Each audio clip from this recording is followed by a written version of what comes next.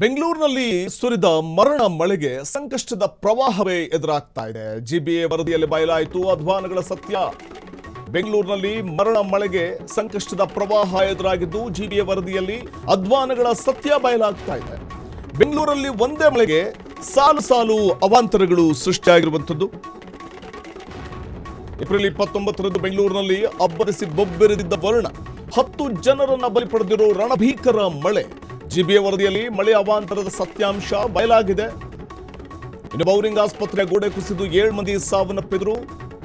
ಇನ್ನು ನಂಬರ್ 2 ಕೆಜಿಹಳ್ಳಿಯಲ್ಲಿ ವಿದ್ಯುತ್ ಕಂಬದಿಂದ ಬಾಲಕನೋರ್ವ ಸಾವನ್ನಪ್ಪಿದ್ದ. ನಂಬರ್ 3 ಬನ್ನೇರುಘಟ್ಟ ರಸ್ತೆಯಲ್ಲಿ ರಘು ಎಂಬುವರಿಗೆ ಕರೆಂಟ್ ಶಾಕ್ ಹೊಡೆದಿತ್ತು. ನಂಬರ್ 4 ಕಸ್ತೂರ್ಬಾ ನಗರದಲ್ಲಿ ಸಿಮೆಂಟ್ ಶೀಟ್ ಬಿದ್ದು ಮಂಜು ಎಂಬಾತ ಮೃತಪಟ್ಟಿದ್ರು. ನಂಬರ್ 5 ಬಿರುಗಾಳಿ ಮಳೆಗೆ ಬೆಂಗಳೂರಲ್ಲಿ 226 ಮರಗಳು ಧರೆಗುರುಳಿವೆ. ನಂಬರ್ 6 ಮುರಿದು ಬಿದ್ದಿವೆ ಬರೋಬ್ಬರಿ 623 ಕೊಂಬೆಗಳು. ಇನ್ನು ನಂಬರ್ 7 ಮರ ವಿದ್ಯುತ್ ಕಂಬ ಬಿದ್ದು ಹಲವರಿಗೆ ಗಾಯವಾಗಿದ್ದು ವಾಹನಗಳು ಜಖಮಾಗಿವೆ.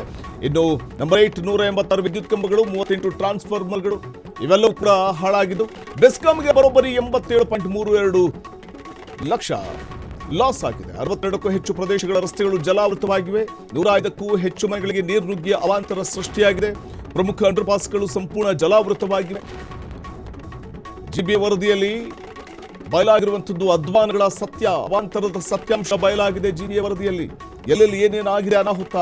ಒಂದು ಮಳೆಗೆ ಬೆಂಗಳೂರಲ್ಲಿ ಇಷ್ಟೊಂದು ಅಧ್ವಾನಗಳಾಗುತ್ತೆ ಅಂತಂದ್ರೆ ಎಲ್ಲಿ ಸ್ವಾಮಿ ಬ್ರ್ಯಾಂಡ್ ಬೆಂಗಳೂರು? ಎಲ್ಲಿ ಹೋಯ್ತು ಬ್ರ್ಯಾಂಡ್ ಬೆಂಗಳೂರು? ಮಾಡಿಬಿಡ್ತೀವಿ ಬ್ರಾಂಡ್ ಬೆಂಗಳೂರನ್ನ ಅಂತ ಕನಸು ಕಂಡಿದ್ದಂಥ ಡಿ.ಕೆ. ಶಿವಕುಮಾರ್ ಅವರು ಜಿಲ್ಲಾ ಉಸ್ತುವಾರಿ ಸಚಿವರು, ಅಂದರೆ ಬೆಂಗಳೂರು ಉಸ್ತುವಾರಿ ಸಚಿವರವರು. ಸೊ ಆದರೆ ಈ ಬ್ರಾಂಡ್ ಬೆಂಗಳೂರು ಮಾಡ್ತೀವಿ ಅಂತ ಹೊರಟಿದ್ದಂಥ ಡಿ.ಕೆ. ಶಿವಕುಮಾರ್ ಅವರು ಈ ಅಧ್ವಾನಗಳೇನಿದೆ ಜಿಬಿಎ ವರದಿಯಲ್ಲಿ ಬಯಲಾಗಿರುವಂತಹ ಅಧ್ವಾನಗಳ ಸತ್ಯವನ್ನ ಒಪ್ಕೊಳ್ತಾರಾ, ಅಥವಾ ಇನ್ಮುಂದಾದರೂ ಮಳೆಗಾಲ ಆರಂಭಕ್ಕೂ ಮುನ್ನವೇ ತ್ವರಿತಗತಿಯಲ್ಲಿ ಕ್ರಮವನ್ನು ತೆಗೆದುಕೊಂಡು ಆಗಿರುವಂತಹ ಅಧ್ವಾನಗಳನ್ನ ನಿವಾರಣೆ ಮಾಡುವಂತಹ ಒಂದು ರೀತಿಯಲ್ಲಿ ಯಾವ ರೀತಿ ಸಮರೋಪಾದಿಯಲ್ಲಿ ಕೆಲಸವನ್ನು ಮಾಡ್ತಾರೆ, ಜಿಬಿ ಅಧಿಕಾರಿಗಳಿಗೆ ಯಾವ ರೀತಿ ಸೂಚನೆ ಕೊಡ್ತಾರೆ ಅನ್ನುವಂಥದ್ದನ್ನ ಕಾದು ನೋಡಬೇಕು. ಎಸ್, ನಾವು ಒಂದಷ್ಟು ಅಂಶಗಳನ್ನ, ಒಂದಷ್ಟು ಪಾಯಿಂಟ್ಗಳನ್ನು ಕೂಡ ಇಡ್ತಾ ಹೋಗ್ತಿದ್ವಿ.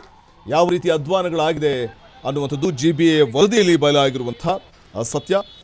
ಸಿಲಿಕಾನ್ ಸಿಟಿ ಬೆಂಗಳೂರಿನಲ್ಲಿ ಏಪ್ರಿಲ್ 29ರಂದು ಸುರಿದ ಬಿರುಗಾಳಿ ಸಹಿತ ಆಲಿಕಲ್ಲು ಮಳೆ ಮೃತ್ಯು ರೂಪಿಯಾಗಿ ಪರಿಣಮಿಸಿರುವಂಥದ್ದು.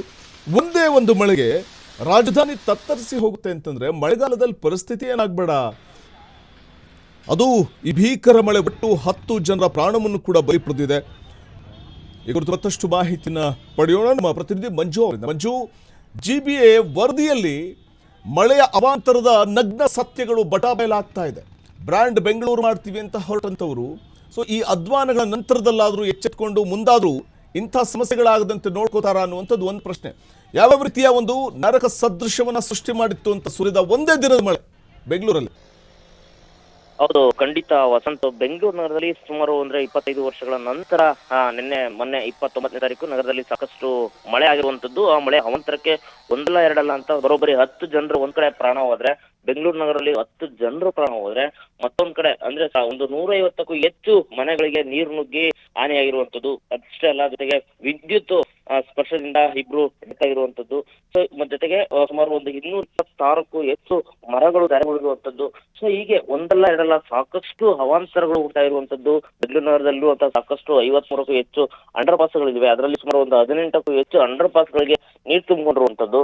ಸೊ ಇದರಿಂದ ಸಾಕಷ್ಟು ಬೆಂಗಳೂರು ಅಂದ್ರೆ ಜಿಬಿಎಗೂ ಸಾಕಷ್ಟು ಕೋಟಿ ಅಂದ್ರೆ ಲಕ್ಷಾಂತರ ರೂಪಾಯಿ ನಷ್ಟ ಆಗಿದೆ ಅಂತೇಳಿ ಇದೀಗ ವರದಿ ಗೊತ್ತಾಗಿರುವಂತದ್ದು. ಆದ್ರೆ ಈ ಪ್ರತಿ ಸರಿ ಕೂಡ ಬೆಂಗಳೂರು ನಗರದಲ್ಲಿ ಮಳೆ ಬಂದ್ರೆ ಇಂತಹದ್ದೇ ಅವಾಂತರಗಳು ಸೃಷ್ಟಿ ಆಗ್ತಿರ್ತವೆ.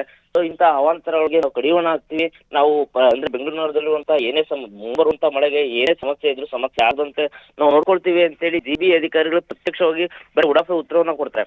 ಆದ್ರೆ ಉತ್ತರ ಕೊಟ್ಟರು ಕೂಡ ಯಾವುದೇ ಕಾರಣಕ್ಕೂ ಅವರು ಅಧಿಕಾರಿಗಳು ಕೆಲಸ ಮಾಡಲ್ಲ.